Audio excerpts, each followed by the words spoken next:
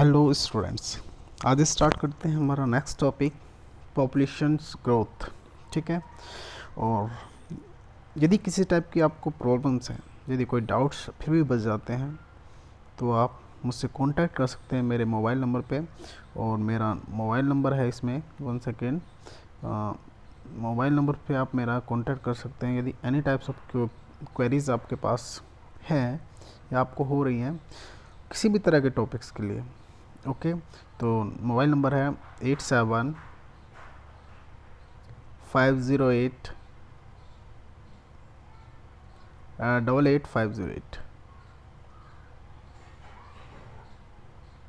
Okay, ठीक है। तो याद रखना मेरा मोबाइल नंबर है 87 508 88 508। तो आपको किसी भी बायोलॉजी से रिगार्डिंग कोई भी आपको टॉपिक है जिसमें क्वेरीज हैं, किसी टाइप्स के आपको नोट्स चाहिए, ठीक है, तो आप मुझसे कांटेक्ट कर सकते हैं मेरे मोबाइल नंबर पे। ओके, चलो नेक्स्ट हम स्टार्ट करते हैं अपना टॉपिक्स पॉपुलेशन ग्रोथ। तो सबसे पहले हम बात करते हैं व्हाट इज़ पॉपुलेशन ग्रोथ। ठीक है, पॉपुलेशन ग्रोथ क्या होती है? पॉपुलेशन ग्रोथ का मतलब होता है कि इंडिविजुअल्स की जो क्वांटिटी है, नंबर्स ऑफ इंडिविजुअल्स इंक्रीज करना इन ए पॉपुलेशन। यदि एक पॉपुलेशन के अंदर नंबर्स ऑफ इंडिविजुअल बढ़ रहे हैं, that is called population growth. Okay, क्योंकि मैंने बोला था पॉपुलेशन क्या है। पॉपुलेशन का मतलब होता है कि number of individual present at a particular areas at a particular time. एक पर्टिकुलर टाइम के अंदर, एक पर्टिकुलर एरियाज़ के अंदर कितने नंबर्स ऑफ इंडिविजुअल प्रेजेंट हैं, दैट इज़ कॉल्ड पॉपुलेशन। और इन नंबर्स ऑफ इंडिविजुअल पे एक पर्टिकुलर टाइम के दौरान क्या उनमें इंक्रीमेंट हो रही है, दैट इज़ पॉपुलेशन ग्रोथ। और ये इंक्रीमेंट डिफरेंट पॉपुलेशंस के अंदर डिफरेंट होती हैं। ठीक है, ये डिपेंड करते हैं एनवायरमेंटल कंडीशन पे। ठीक है, तो यहाँ पे नॉर्मली तो पॉपुलेशन ग्रोथ का क्लियर केसेस क्या हो गया कि कितने नंबर्स ऑफ इंडिविजुअल्स की ग्रोथ हुई है एक पर्टिकुलर एनवायरनमेंट के अंदर। जैसे मैंने एक एग्जांपल इससे पहले वाले लेक्चर्स के अंदर दिया था लोटस प्लांट्स का, क्योंकि लोटस प्लांट के अंदर जो पॉपुलेशन थी वो कितनी थी, 20। ठीक है, और इसके अंदर जो इंक्रीमेंट हुआ रिप्रोडक्शन के साथ इंक्रीमेंट हुआ था 8 लोटस प्लांट इंक्रीमेंट हो गए थे पर ईयर्स। ठीक है, ओवरऑल हमारे पास जो पॉपुलेशन होगी वो कितनी होगी, 28 हो गई। ठीक है, और इसकी जो परसेंटेज थी पॉपुलेशन ग्रोथ मैंने निकाली थी, तो कितनी निकाली थी कि कितने नंबर्स ऑफ इंडिविजुअल्स ने क्या वहाँ पे इंक्रीमेंट हुआ है और टोटल नंबर्स ऑफ इंडिविजुअल कितने थे। ठीक है, clear, and that is population growth, इसको बोलते हैं पॉपुलेशन ग्रोथ। और वहाँ पे पॉपुलेशन ग्रोथ कितनी थी, 0.4% पर ईयर। ओके, तो यही बात थी पॉपुलेशन ग्रोथ के बारे में। टॉपिक हमारा कम्प्लीटली पता होना चाहिए कि पॉपुलेशन ग्रोथ है क्या। ठीक है, तो पॉपुलेशन जो ग्रोथ है, जो पॉपुलेशन साइज़ है, वो काफ़ी सारे फैक्टर्स पे डिपेंड करता है। काफ़ी सारे ऐसे फैक्टर्स हैं जो पॉपुलेशन साइज़ को या पॉपुलेशन ग्रोथ को के ग्रोथ उनके ऊपर डिपेंड करती है। तो उसमें सबसे पहला फैक्टर्स है फूड अवेलेबल है वहाँ पे, नहीं है फूड उनके लिए ग्रोथ के लिए। यदि फूड वहाँ पे प्रॉपर अवेलेबल है तो ग्रोथ हमारी फास्ट होगी। यदि फूड की अमाउंट वहाँ पे कम है, ठीक है, तो ग्रोथ वहाँ पे ऑटोमेटिक डिक्रीज होनी स्टार्ट हो जाएगी। दूसरा फैक्टर प्रेडेशन या प्रेडेटर प्रेशर। प्रेडेटर क्या होते हैं, प्रेडेटर वो एनिमल्स होते हैं जो दूसरे को अपना फूड बना लेते हैं। ठीक है, तो यहाँ पे प्रेडेशन प्रेशर कितना है, प्रेडेटर ज़्यादा है तो ग्रोथ ऑटोमेटिक उस पॉपुलेशन की कम होगी। एंड फाइनली है वेदर कंडीशंस, क्योंकि किसी भी ग्रोथ की, किसी भी पॉपुलेशन की सर्वाइवल के लिए एनवायरमेंटल कंडीशन सबसे बेस्ट कंडीशन होती है। यदि वहाँ पे एनवायरमेंटल कंडीशन प्रॉपर हैं तो वहाँ की पॉपुलेशन की ग्रोथ भी बेस्ट होगी। ठीक है, ओके, तो ये मोस्टली 3 फैक्टर्स हैं जो पॉपुलेशन ग्रोथ को अफेक्ट करते हैं। तो याद रखना food, predation pressures and weather conditions. ठीक है, जो पॉपुलेशन ग्रोथ को क्या करेंगी, अफेक्ट करेंगे। ठीक है, तो यहाँ पे नॉर्मली हम क्या कर सकते हैं, change the population density give some ideas about the population. ठीक है, वही सेम कंडीशन आ गई, वेदर कंडीशन की बात कर रहे हैं हम। यदि हमारे पास पॉपुलेशन डेंसिटी चेंज होती है तो उससे हमें ये पता लग जाता है कि हमारी जो पॉपुलेशन ग्रोथ है, ये पॉपुलेशन के लिए क्या क्या कंडीशंस वेरी करती हैं, किस तरह हमारे पास हमारी जो पॉपुलेशंस या वेदर कंडीशंस है या तीनों चीज़ें वहाँ पे कैसी हैं। यदि पॉपुलेशन डेंसिटी बढ़ रही है तो समझ जाना फूड एबिलिटी, प्रेडेशन प्रेशर और वेदर कंडीशंस सारी ही वहाँ पे क्या है, उस लेवल की है कि वहाँ पे ग्रोथ बेटर हो रही है, मीन्स फूड काफ़ी ज़्यादा है, प्रेडेशन काफ़ी कम है और वेदर कंडीशन काफ़ी सूटेबल है। ओके, और यदि पॉपुलेशन डेंसिटी डिक्रीज़ हो रही है तो इसका मतलब समझ जाना फूड की एबिलिटी वहाँ पे कम है, प्रेडेशन प्रेशर ज़्यादा है और वेदर कंडीशन भी वहाँ पे नॉर्मल नहीं है। Okay, clear. तो पॉपुलेशन ग्रोथ में हमारे पास यही था। इसके बाद हम आगे चलते हैं। पॉपुलेशन ग्रोथ के लिए बेसिक प्रोसेसेस क्या हैं, कौन सी प्रोसेस हैं जो पॉपुलेशन डेंसिटी या पॉपुलेशन ग्रोथ को क्या करते हैं, फ्लक्चुएट करती है, फ्लक्चुएट करती है। तो वो कौन कौन सी प्रोसेस हैं, तो याद रखना 4 प्रोसेस हैं वो। पहली बात करते हैं नेटलिटी, मोर्टलिटी, इमाइग्रेशन और इमाइग्रेशन। पहले यहीं से समझ लेते हैं नेटलिटी का मतलब क्या होता है। नेटलिटी का मतलब होता है बर्थ रेट, ठीक है। नेटलिटी क्या रिप्रेजेंट करती है, बर्थ को, ठीक है। कितने नंबर्स ऑफ इंडिविजुअल ने वहाँ पे की बर्थ की एक पर्टिकुलर एरिया के अंदर, एक पर्टिकुलर टाइम के अंदर, ठीक है। या कह देते हैं during given period of time के अंदर कितने नंबर्स ऑफ इंडिविजुअल ने बर्थ की, that is called natality. Okay, तो नेटलिटी का मतलब क्या था, कितने नंबर्स ऑफ इंडिविजुअल्स ने वहाँ पे बर्थ की एक पर्टिकुलर पॉपुलेशन के अंदर एक गिवन टाइम के दौरान। ओके, इसी तरह हम बात करते हैं मोर्टलिटी। मोर्टलिटी का नेटलिटी का अपोजिट था मोर्टलिटी। मोर्टलिटी का मतलब हुआ कितने नंबर्स ऑफ इंडिविजुअल्स से क्या कि वहाँ पे डेथ हुई एक पॉपुलेशन के अंदर एक गिवन पीरियड ऑफ टाइम के दौरान। ओके, तो गिवन पीरियड ऑफ टाइम के अंदर कितने नंबर्स ऑफ इंडिविजुअल की डेथ हुई है, दैट इज़ कॉल्ड मोर्टलिटी, जिसको हम टी से रिप्रेजेंट कर रहे हैं। ओके, तीसरा इमाइग्रेशन। इमाइग्रेशन का मतलब होता है, ध्यान समझना, हमारे पास 2 पॉपुलेशन है, सपोज मानो ये एक पॉपुलेशन है और ये एक पॉपुलेशन है। Okay, clear. 2 डिफरेंट पॉपुलेशंस हैं। यहाँ पे नंबर्स ऑफ इंडिविजुअल्स हमारे रह रहे हैं काफ़ी ज़्यादा, मानो यहाँ पे रह रहे हैं 10 और यहाँ पे रह रहे हैं हमारे पास, यहाँ पे भी 10 ही इंडिविजुअल्स यहाँ पे सर्वाइव कर रहे हैं। ध्यान समझना भाई, इमाइग्रेशन का मतलब क्या होता है। तो इस पॉपुलेशन से कोई भी इंडिविजुअल इसमें ऐड हो जाए, दूसरी पॉपुलेशन में क्या करे, आ जाए, तो यहाँ पे कितने, सपोज मानो एक इंडिविजुअल ऐड हो रहा है, तो यहाँ पे नंबर ऑफ इंडिविजुअल कितने बढ़ गए, 1 बढ़ गए, ठीक है। तो किसी भी पॉपुलेशन में कोई भी बाहर से कोई भी इंडिविजुअल्स वहाँ पे क्या कर जाए, ऐड हो जाए, और जिसकी वजह से हमारी पॉपुलेशन क्या करेगी, अफेक्ट करेगी, दैट इज़ कॉल्ड इमाइग्रेशन। तो नंबर ऑफ इंडिविजुअल क्या करेंगे, सेम स्पीसीज़ के, ध्यान रखना सेम स्पीसीज़ की बात करें, come in to the habitat from the elsewhere, कहीं से भी किसी भी हैबिटेट से उसमें क्या आ जाए, एंटर कर जाए एक पॉपुलेशन के अंदर एक given period of time, that is called immigration. Okay, तो इसकी जो पॉपुलेशन है वो बढ़ के कितनी होगी, नंबर्स ऑफ इंडिविजुअल 11 हो गए। ओके, तो यहाँ पे नंबर्स ऑफ इंडिविजुअल इमाइग्रेशन क्या करता है, इंक्रीज़ करता है। क्लियर। तो इमाइग्रेशन को रिप्रेजेंट करते हैं आई से, तो इमाइग्रेशन क्लियर सा है कि नंबर्स ऑफ इंडिविजुअल किसी भी पॉपुलेशन से उठ के एक नॉर्मल पॉपुलेशन के अंदर ऐड हो जाए, जिससे उस पॉपुलेशन की डेंसिटी क्या होगी, इंक्रीज होगी, that is called immigration process. E migration देखो, ई माइग्रेशन क्या होता है।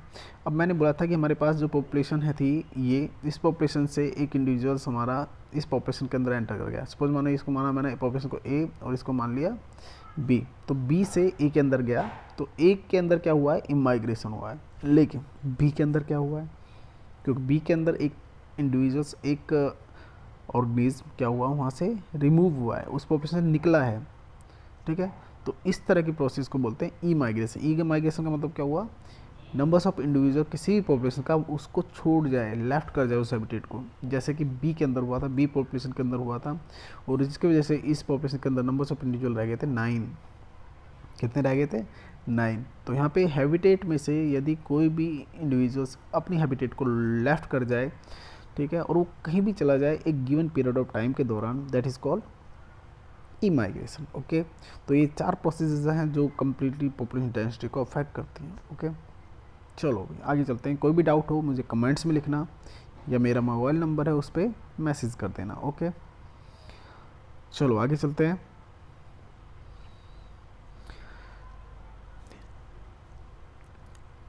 पॉपुलेशन ग्रोथ के अंदर हमारा नेक्स्ट देख लेते हैं भाई। हमारे पास 4 प्रोसेस थी, मोर्टलिटी, नेटलिटी, इमाइग्रेशन और इमाइग्रेशन। हमने 4 प्रोसेस पढ़ी हैं। तो याद रखना नेटलिटी और इमाइग्रेशन सभी को पता है, इन दोनों ने क्या किया है, ये दोनों प्रोसेस के अंदर क्या होता है, नंबर ऑफ इंडिविजुअल किसी पॉपुलेशन के अंदर इंक्रीज़ हो रहे हैं। ओके, तो ये दोनों प्रोसेस क्या करती हैं, पॉपुलेशन डेंसिटी को क्या करती हैं, इंक्रीज़ करने का काम करती हैं। ओके, क्योंकि नेटिलिटी का मतलब है बर्थ रेट, बर्थ होगी तो नंबर्स ऑफ इंडिविजुअल उस पॉपुलेशन के अंदर एंड इंक्रीज़ करेगा। और इमाइग्रेशन का मतलब क्या हुआ, इमाइग्रेशन का मतलब किसी भी कहीं से भी कोई भी इंडिविजुअल्स एक पर्टिकुलर टाइम के दौरान उस पॉपुलेशन के अंदर एंटर कर जाए, तो वहाँ पे भी तो ग्रोथ हो रही है पॉपुलेशन की। ओके, तो पॉपुलेशन की ग्रोथ होना, तो ये दोनों ही फैक्टर्स, ये दोनों ही प्रोसेस क्या कहते हैं, पॉपुलेशन डेंसिटी को क्या कहते हैं, इंक्रीज़ करती हैं। इसी तरह मोर्टलिटी और इमाइग्रेशन, ये दोनों ही प्रोसेस पॉपुलेशन को क्या करते हैं, पॉपुलेशन डेंसिटी को डिक्रीज़ करने का काम करती हैं। क्या काम करती हैं, डिक्रीज़ करने का काम करते हैं। क्योंकि नॉर्मली सभी को पता है mortality means death rate and immigration का मतलब है लेफ्ट द पॉपुलेशंस। ठीक है, तो इसी के बेसिस पे हमारे पास जो पॉपुलेशन डेंसिटी को हम कैलकुलेट कर सकते हैं। देखो यहाँ फार्मूला देखो ध्यान से, पॉपुलेशन डेंसिटी को कैसे कैलकुलेट कर सकते हैं। इमाइग्रेशन और नेटिलिटी दोनों को यदि हम प्लस कर दें, ओके समझो ध्यान से, दोनों को प्लस कर दें, क्योंकि तो बोला प्लस कर रही है पॉपुलेशन डेंसिटी को, और मोर्टेलिटी और इमाइग्रेशन हमारी पॉपुलेशन डेंसिटी को क्या करती हैं, डिक्रीज़ करती हैं। ओके, तो ओवरऑल पॉपुलेशन डेंसिटी को हम निकालना है एक टाइम टी के दौरान। तो यहाँ पे एन टी+1 हम क्यों लिया है, क्योंकि टी हमारा टाइम है और +1 हमारा क्या कर रहा है, टाइम की density with time is equal to N T plus B plus I, क्योंकि बर्थ रेट प्लस इमाइग्रेशन, उसमें से माइनस कर देंगे death rate plus immigration. Okay, that is the complete equations which represent the population density of an individuals. ठीक है, of an organism. ठीक है, उसकी पॉपुलेशन डेंसिटी को हम आसानी से कैलकुलेट कर सकते हैं इस फॉर्मूले से। तो याद रखना N T plus one is equal to N T plus B plus one minus D plus E. ठीक है, तो पॉपुलेशन डेंसिटी इंक्रीज, अब सबको पता है पॉपुलेशन डेंसिटी इंक्रीज करने का काम कौन कौन से फैक्टर्स कर रहे हैं, बी प्लस आई।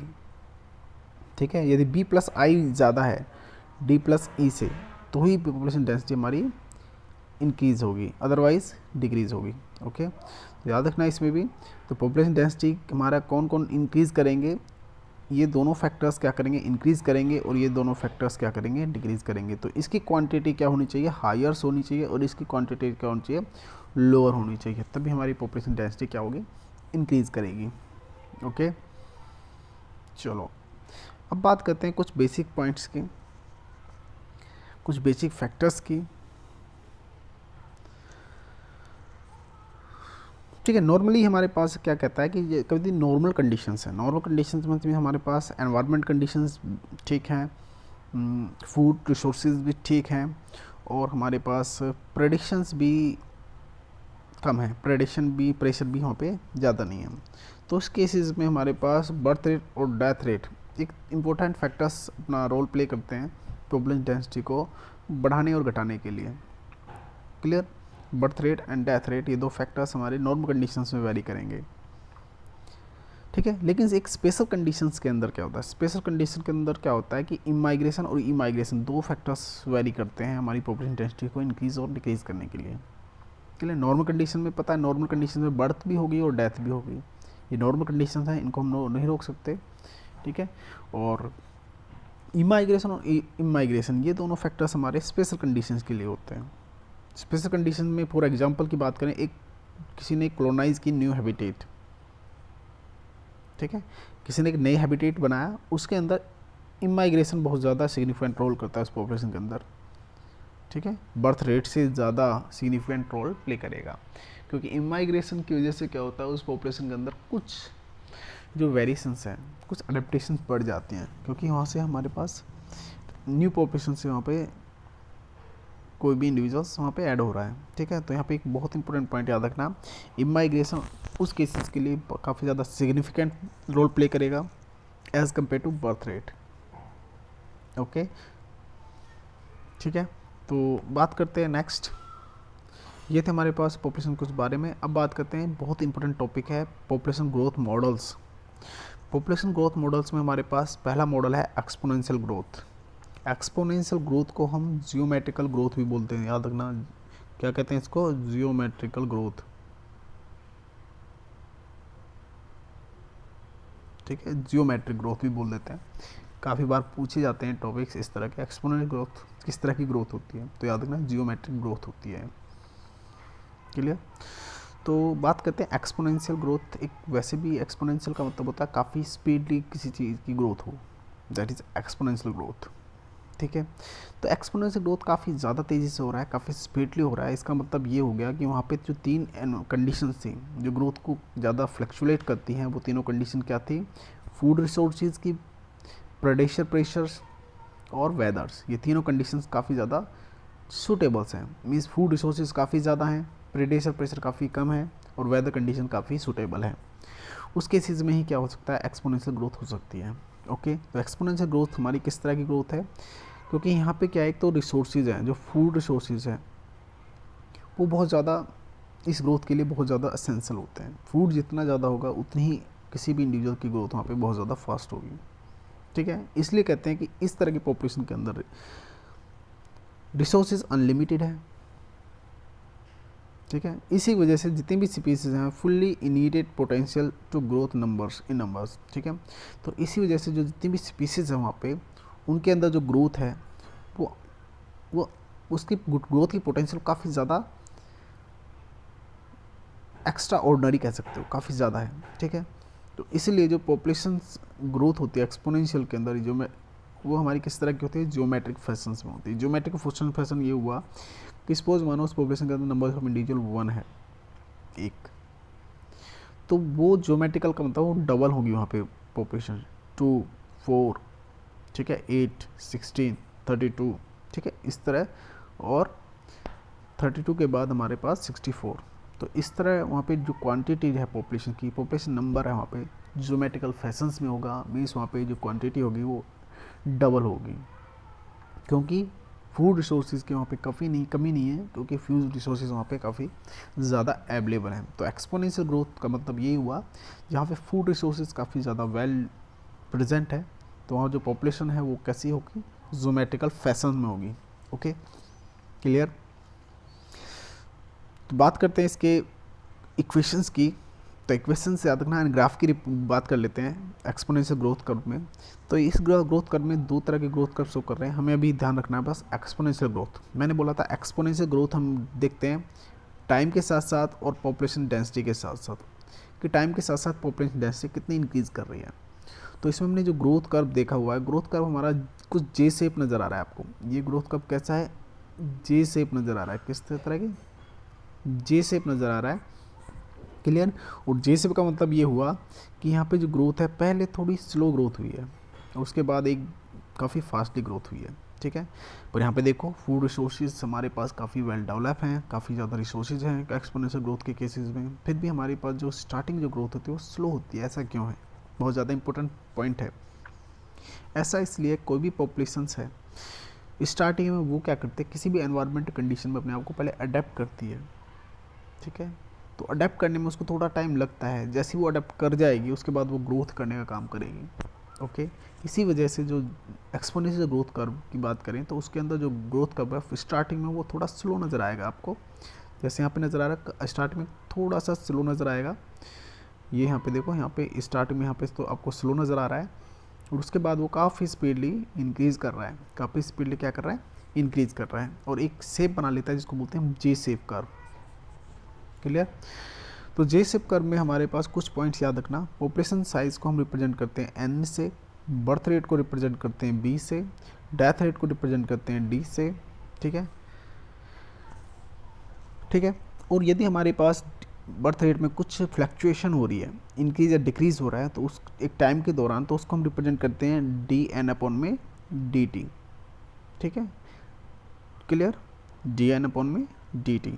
डी एन हमारा एन क्या रिप्रेजेंट करता है? Population size, change in the population size. D N का मतलब क्या हुआ? डी एन का मतलब होता है change in population size, change in population size. ठीक है, याद रखना, वैसे शॉर्ट में लिख देता हूँ। क्लियर। और डी टी मीन्स क्या है? Change in time. D T क्या रिप्रेजेंट करेगा? Change in time. ठीक है, change in time, time change हो रहा है। ओके, तो इसके बेसिस पे हम इक्वेशन देख लेते हैं, ध्यान समझना। तो मैंने क्या कहा था कि हमारे पास डी एन अपॉन में D T is equal to B minus D into N, ठीक है, that is basic equation which represent the population density in exponential growth curve. Exponential growth curve के लिए हमारे पास डी एन अपॉन में D T is equal to B minus D, B हमारे birth rate में से कितने डेथ हुए वो देख लेंगे, इनटू में हमारे पास पॉपुलेशन साइज क्या था। ओके इसके बेसिस पे हम क्या निकाल लेते हैं, इसके बेसिस पे हम निकाल लेते हैं कि हमारी पॉपुलेशन पे कितना चेंजेस आया, पॉपुलेशन डेंसिटी के अंदर कितना चेंजेस आया, ठीक है। और सबको पता है बी माइनस डी रिप्रेजेंट करता है इज इक्वल टू आर, ठीक है। बी माइनस डी हमारा क्या रिप्रेजेंट करेगा, बी माइनस डी आर को रिप्रेजेंट करेगा।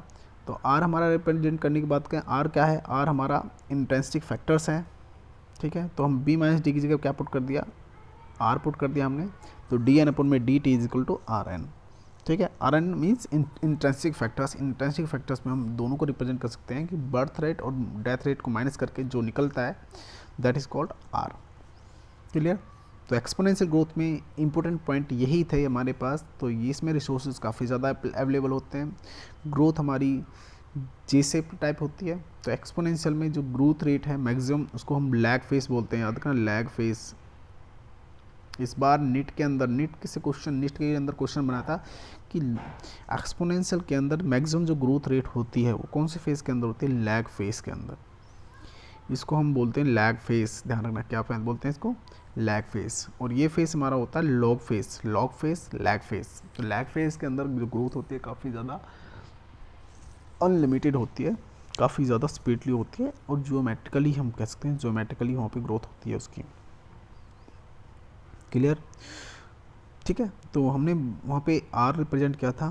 तो आर का मतलब मैंने बोला है intrinsic rate of natural increase, ठीक है, ठीक है। तो नेचुरली हमारे पास जो रेट है, जो क्योंकि बर्थ रेट और डेथ रेट दोनों ही हमारे पास नेचुरली है, ठीक है, नॉट स्पेसिफिक। तो उसको हमने आर से रिप्रेजेंट किया है। जो आर है वो इम्पोर्टेंट पैरामीटर्स है जो पॉपुलेशन ग्रोथ को किसके बेसिस पे, बायोटिक और एबायोटिक फैक्टर्स के बेसिस पे एक्सप्लेन करेगा, रिप्रेजेंट करेगा, ठीक है, क्लियर। तो बायोटिक और एबायोटिक फैक्टर्स सभी जानते हैं। बायोटिक फैक्टर्स होते हैं लिविंग फैक्टर्स जिसमें हमारे पास फूड की बात हो जाती है, और एबायोटिक फैक्टर्स हमारे नॉन लिविंग फैक्टर्स हैं जिनको हम बात करते हैं एनवायरमेंटल कंडीशंस। तो एनवायरमेंटल कंडीशंस प्लस फूड दोनों ही फैक्टर्स हमारे पास इंपॉर्टेंट पैरामीटर की तरह काम करते हैं किसी भी ग्रोथ के लिए। तो एक्सपोनेंशियल ग्रोथ में दोनों ही फैक्टर काम करते हैं, बायोटिक और एबायोटिक फैक्टर्स। यहाँ पे हमारे पास जो आर की वैल्यूज़ है, आर की वैल्यू क्या है, याद रखना आर की वैल्यू हमारे पास किसके बराबर थी, R is equal to B minus D, clear. हमने बी माइनस डी के लिए इसको पुट किया था आर, और बी माइनस डी हमने क्या बोला था कि बर्थ रेट में से डेथ रेट निकाल दो, जो बचा वो आर बचा हमारा। तो यही जो आर की वैल्यू है यही कैलकुलेट कराती है एक्सपोनेंशियल ग्रोथ को, एक टाइप से पैरामीटर की तरह काम करती है, रिप्रेजेंट करने का काम करती है। यहाँ पे कुछ मैंने एग्जांपल दिए, नॉर्वे रेट, इसमें जो आर की वैल्यू होती है, आर की वैल्यू जो निकल के आती है वो 0.015, ठीक है। ये रेट चल रहा है उनका speed of growth of the populations, ये हमारी है।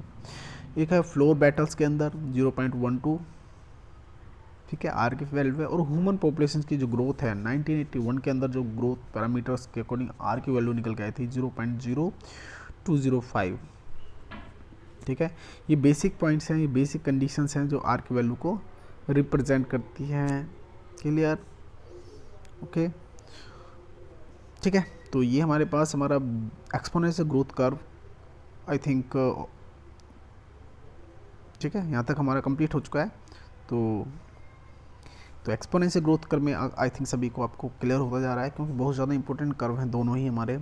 एक आगे आने वाला है, ये हमारा एक्सपोनेंशियल था। एक्सपोनेंशियल से इस बार नीट में पूछा गया था कौन से फेस है जिसके अंदर ग्रोथ मैक्सिमम होती है, ठीक है। तो मैंने बताया था कौन सा फेस है, लैग फेस। लैग फेस के अंदर ग्रोथ मैक्सिमम होती है, लॉग फेस के अंदर मिनिमम होती है। दो ही फेस में रिप्रेजेंट होते हैं, lag and log face, clear. चलो आगे देखते हैं। इसमें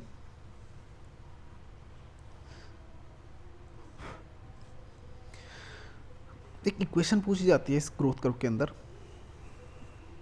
एक इक्वेशन तैयार की गई थी। इक्वेशन का ध्यान से बहुत ज़्यादा इंपॉर्टेंट इक्वेशन है, N T is equal to N not E R T, clear.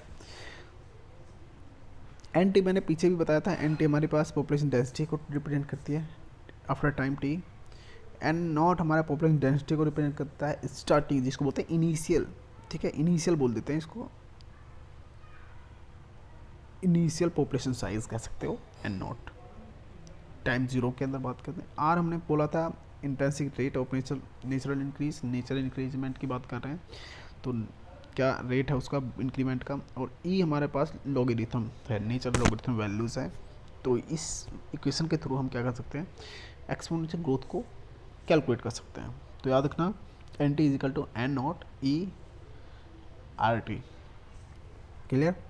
तो ये इक्वेशन याद रखना, ये इक्वेशन जस्ट लर्न करनी है आपको, सभी को याद होनी चाहिए, जो किसके केसेस में है, एक्सपोनेंशियल ग्रोथ कर्व के केसेस में।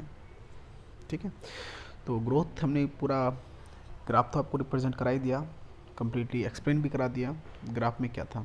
तो हमारा कंप्लीट हो चुका है जे शेप ग्रोथ कर्व, जिसको बोलते हैं एक्सपोनेंशियल ग्रोथ कर्व। ओके, तो अब बात करते हैं हम इसमें हमारा नेक्स्ट और सेकंड ग्रोथ मॉडल्स, जिसका नाम है लॉजिस्टिक ग्रोथ कर्व। दूसरा हमारा कौन सा आता है, लॉजिस्टिक ग्रोथ कर्व मॉडल आ जाता है।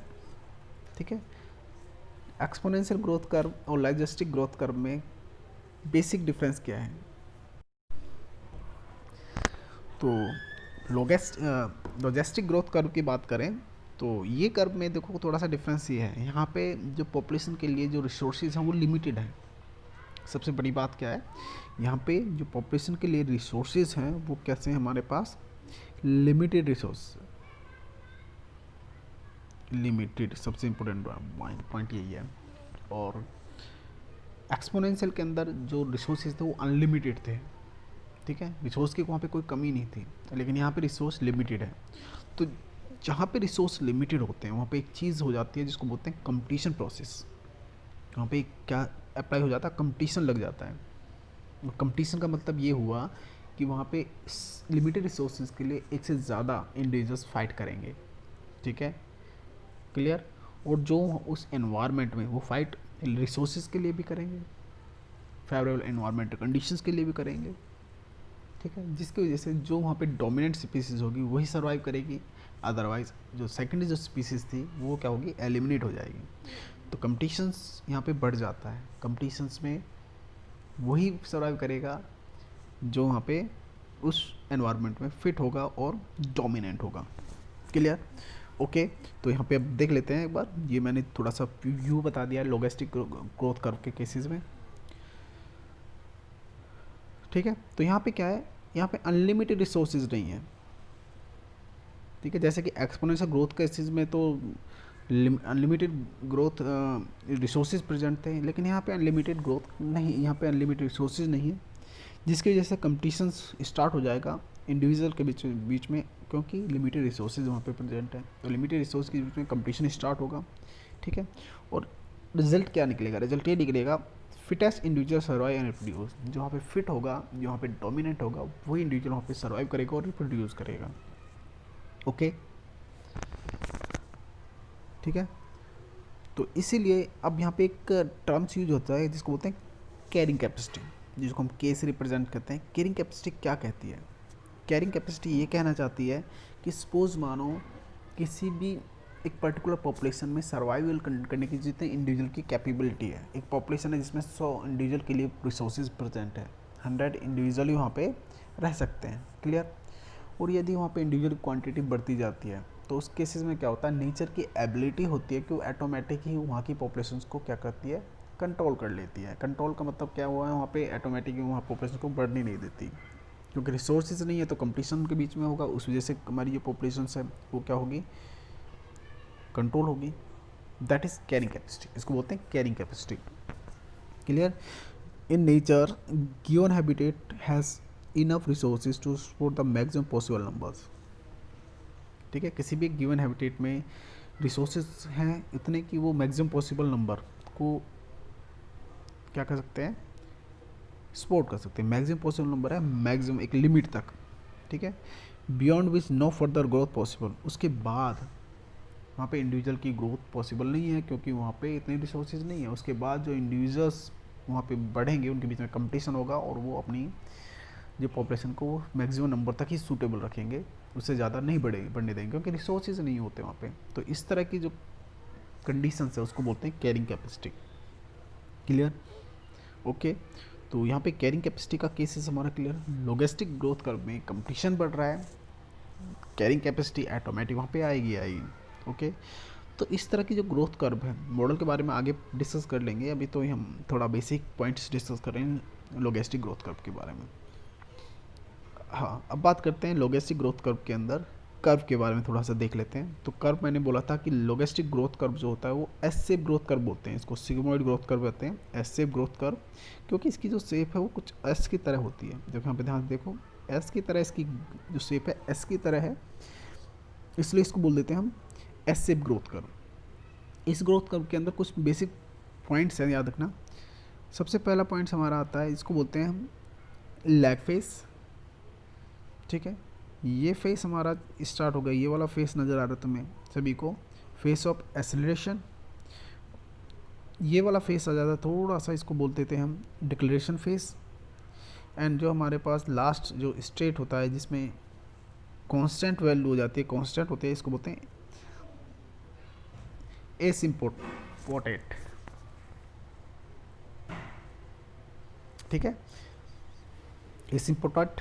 तो एसिम्पोटेट हम इसमें बोल देते हैं। तो इसमें याद रखना कि जो ग्रोथ कर्व की बात कर रहे हैं, तो ग्रोथ कर्व में लॉजिस्टिक ग्रोथ कर्व में ये जो ग्रोथ कर्व हो गया एस शेप ग्रोथ कर्व होगा।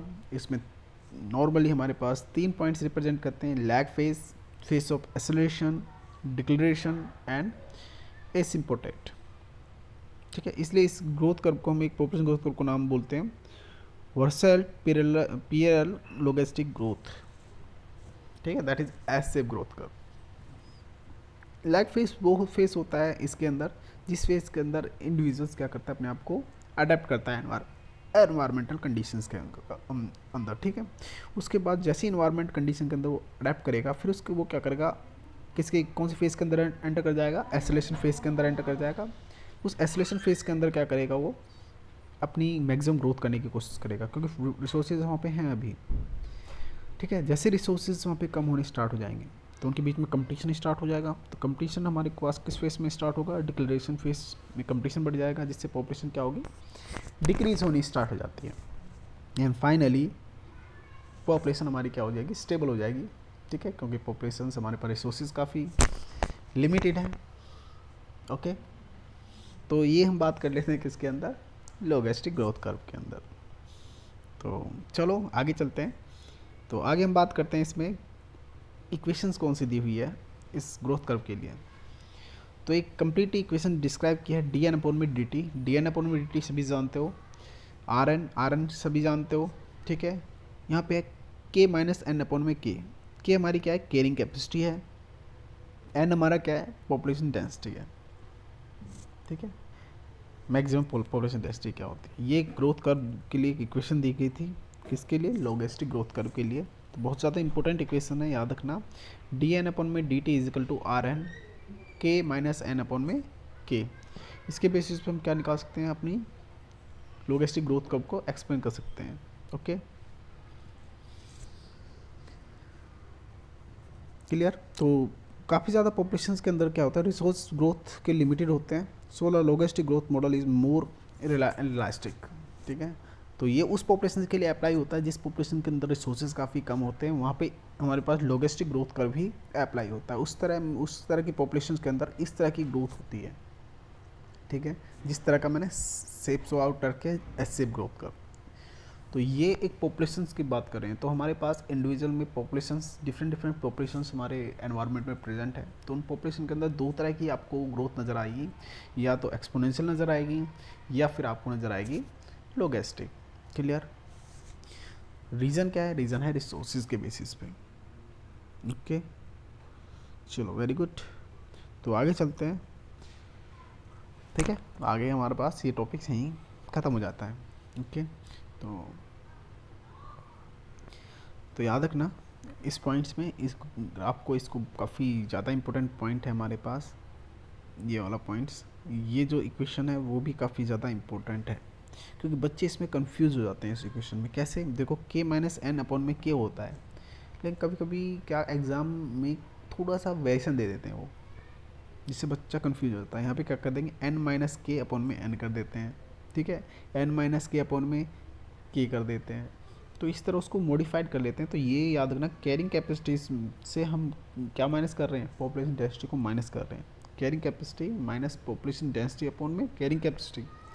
ओके, तो ये रिप्रेजेंट है हमारे पास ग्रोथ मॉडल्स का last model, logistic growth models बोल देते हैं इसको। तो फाइनली हमारा पॉपुलेशन ग्रोथ कंप्लीट हो गया है। ओके, तो आपको कैसा लगा, ठीक है। यदि आपको कोई थोड़ा सा भी इसमें प्रॉब्लम्स नज़र आ रही हैं, कोई भी थोड़ा बहुत डाउट है, तो मुझे एक कमेंट्स में लिख सकते हो, ठीक है। या मेरा मोबाइल नंबर मैंने आपको इस वीडियो के स्टार्टिंग में बताया हुआ है। एनी प्रॉब्लम्स यदि बायोलॉजी से आपको हैं, कोई भी टाइप की हेल्प आपको चाहिए, नोट्स चाहिए या एनी अदर हेल्प चाहिए, ठीक है, तो आप मुझसे कांटेक्ट कर सकते हैं। और thanks for watching to all the student. और मेरा मोटिव यही होता है कि बच्चों को, जो बच्चे कोचिंग सेंटर अफोर्डेबल नहीं है, अफोर्ड नहीं कर सकते, ठीक है, तो उन बच्चे को मैं बेस्ट से बेस्ट स्टडी मटेरियल प्रोवाइड कर रहा हूँ उसको ऑनलाइन।